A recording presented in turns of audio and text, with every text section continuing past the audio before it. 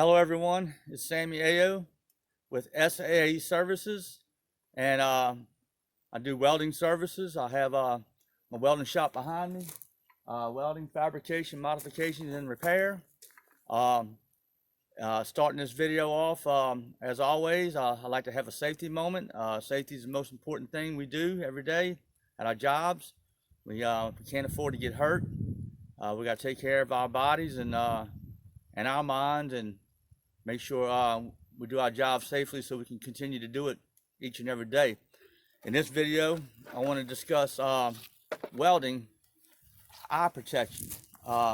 This is my main shield I use all the time. It's called a pipe liner. There's multiple styles of welding shields. Here's one that goes on a hard hat. I use this. So in a lot of shipyards and stuff like that, especially where there's a lot of overhead heavy lifting, they will require you to wear a welding shield that will fit on your hard hat, and this one does. Here in my shop, I use this to weld with all the time, but I do use this regular because it has the flip up lens, and I use it as a I just use it as a like a clear lens, clear face shield when I'm grinding and stuff. I can flip up the lens. I don't have to I can see just fine for grinding and stuff like that. Let's talk a minute about the lenses that goes, your dark lenses that goes into the shield. So those dark lenses range from shades of as low as 4. You can use a 4 for like cutting with a cutting torch or with a plasma cutter. You can see pretty well to get started with, and then it's dark enough where it will protect your eyes from the ultraviolet rays. That's what you're worried about, is the ultraviolet rays from welding. Ultraviolet rays, just like the rays of the sun, it's the same. It's ultraviolet rays. You know, you stand in the sun long enough and it'll burn you. Same thing with a welding arc. It's not going to ruin your eyes immediately. You know, people, you know, I always make sure nobody's looking when I'm welding, but I mean, if somebody just glances at it, it's not going to hurt them. But if they stand there and look at it for a while, they will get burnt eyes. And I've had it a couple of times so severe that I had to go to the emergency room. Anyway, so the shades range from, like I said, about as low as a 4. Most common and as high as about a 12. 12 you would use for like welding stainless steel or aluminum. It's very bright. So you'd want a 12 for welding aluminum or stainless steel, something that's very bright. Carbon steel, most of that can be welded. If you're comfortable with not hurting your eyes, as low as a 9. 10 is usually the average shade of the dark lens that goes in your welding shield. I think I got a 10 or 11 in here. But anyway, I wanted to share that information with you about safety. And whatever you do, be safe.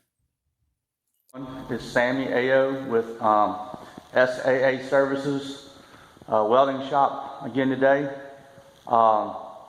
Today I'm going to be making a couple of small repairs on an ornamental cowbell that's made out of cast iron. Cast iron is tricky to make it stay. I've done a good bit of research on it. I've been successful so far on the attempts that I've made in the past, and we're going to do another one today. Here is an ornamental cowbell. A friend of mine asked me could I weld it, and I told her I've had success before, so I'm pretty confident I can make this weld. You can see where it's broken at. Broken, you know, it goes about like so. While I'm doing this, I broke a clamp quite a while back, and since I had to get the special rods to do this with, I figured I'll go ahead and fix this clamp also. So this is the electrode we're going to use. It is a 3/32 electrode. made by Hobart. But the important thing about this electrode, it is high nickel. It says nickel 99. I'm not exactly sure how much nickel is in there. I'm not sure if it's saying 99%. What I do know is from my research on welding cast iron, three things you really have got to do is, number one, you've got to preheat your base metal, which is actually the cowbell. We're going to preheat our cowbell before we weld it, and I'm going to preheat the two ends of my clamp before we weld it. I'm just going to use my regular cutting torch. It's not going to require a lot of heat. My cutting torch will do that. So that's the first thing you have to do. Clean it and preheat it really good. Then we have to weld it with this high nickel, especially for carbon steel welding rod. Electrode, I'm sorry, it's an electrode. I explained earlier, an electrode produces electricity. A welding rod is just a filler. You use a rod when you GTAW TIG welding. This is SMAW welding, shielded metal arc, which is stick. You know, everybody calls it a stick. I'll be using my my big Miller welding machine. Miller model 330A/BP. Very good welding machine. I'm going to be using that, very low amperage.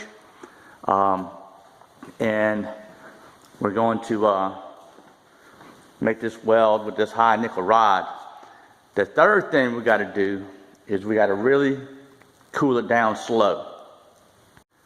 It doesn't really matter what method you use to slow it down, to slow down the cooling.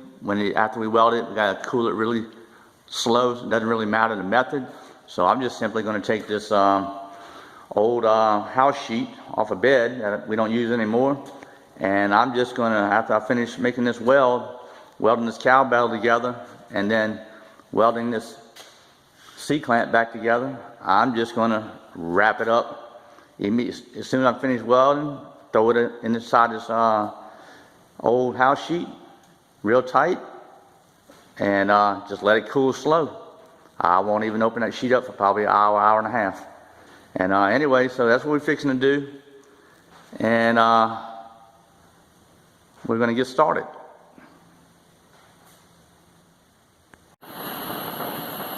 As I said, we're just going to heat up where we're going to weld at. Not super hot, just until it kind of changes color. Then once it changes color, you know that it's gotten pretty hot. Don't want to heat it up too hot.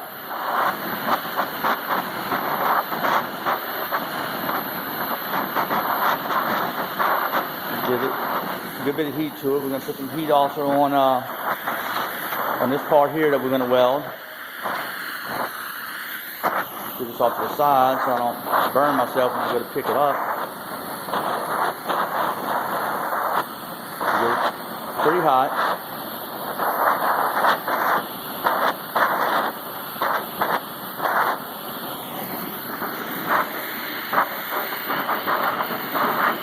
Again, after we weld it, we want to keep it cool, slow it down, cool it down slow, I'm sorry.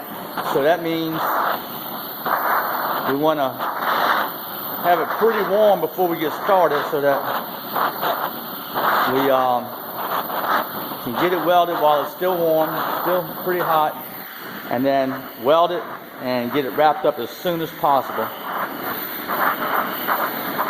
so that it'll cool slow and has a much better chance of holding.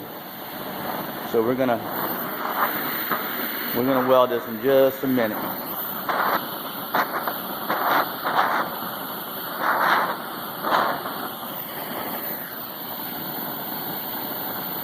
The cowbell welded back together. Now I need to wrap it really quick and cool it really slow. So we have the cowbell wrapped up really tight in the old bed sheet I was telling y'all about a few minutes ago. And I am going to let this thing stay wrapped up in there for quite a while and let it cool really, really slow. And I think we'll have a success. We have our cowl bell welded together. Everything seems to be holding well. I just unwrapped it. It's probably been wrapped up with in that old house bed sheet for probably an hour and a half, hour, something like that. It's nice and cool to the touch. As soon as I unwrapped it, it was cool to touch, and it seems to be holding up. So now we're going to do the same thing with my C-clamp, my broken C-clamp. The difference, what I'm going to do here, since this thing is going to be under a lot of stress, and you know, we don't want it to break as easily. The cowbell, we don't want it to break either, but it's not going to be under any stress. This thing here, you know, when you clamp something down, it's going to be under a lot of stress. So what we're going to do here is I'm going to tack it together here and here, and then I'm going to tack it together, get it tight and fit it up right, and tack it together on the inside and the outside. Then I'm going to bevel. I'm going to take a grinder and gully this side out, and the same thing on the other side. And that way, when I finish welding it, it'll have what's called a CJP, or complete joint penetration weld. In other words, it will be welded from one side all the way out to the other side, and should be a very, very strong weld. If these high nickel rods work like they're supposed to, this should also be a success. So we're gonna take care of that now. Again, we will preheat our weld. I guess I should mention, or I don't guess I should, I know I should mention that almost every welding procedure specification, or WPS is the acronym. Almost every welding procedure specification, especially when it comes to a structural weld and any kind of metal or anything other than alloy, almost every welding procedure specification is going to require preheat on the WPS, the welding procedure specification. It'll tell you, it'll give you a range of how much heat you need. I'm just guessing on this. I'm not doing this as a paying, getting paid for, or special job here, a customer job. This is for me. But the point is, you should always preheat. And almost every welding procedure specification is going to call for preheat, and they'll tell you on there, it'll give you a range from sometimes 350 to 450, or 400 to 500, something along that line. But something to be aware of. And that's good for now. So like I said I was going to do, I have it tacked off on the inside corner and on this outside edge. So now I'm going to take a grinder and run it through that crack and open it up on both sides, so that I will be able to get down in there and make a complete joint penetration weld and weld it all the way through this clamp. So I grinded out the area where the crack was. I grinded it both sides, but of course, I was concerned that as I grinded, I'm going to damage my tacks too, which I did, because there's just not much to tack to, and then you grind it almost all the way out. So now I'm going to heat it up again and preheat it again, and I'm going to complete welding it this time, both sides, and this should work out well. So I finished welding my C-clamp, and as you can see, I have it wrapped up really good, trying to slow cool the weld. The reason I have tape on it, it was still so hot that when I wrapped it, that it was actually trying to burn old bed sheet. So I wrapped it up tight and cut off all the oxygen to it until it cooled down, which is cooled down now. I actually let this thing sit quite a while, so it's cooled down now, and I'm fixing to unwrap it, and you'll see what it looks like in just a moment when I finish unwrapping it, and we can take a look at the weld and see how this is going to work.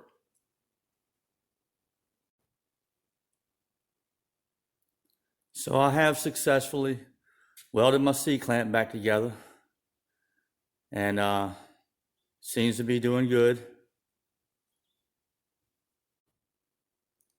It is doing its job, which is to clamp material down to a table to work on or whatnot. So I would say our broken C-clamp weld repair is a success. I hope you all have enjoyed my video. I hope you have learned something. If you do, please, by all means, subscribe, like, and share. And if you have any questions or need any information, you can email me at ayo.sammy@yahoo.com.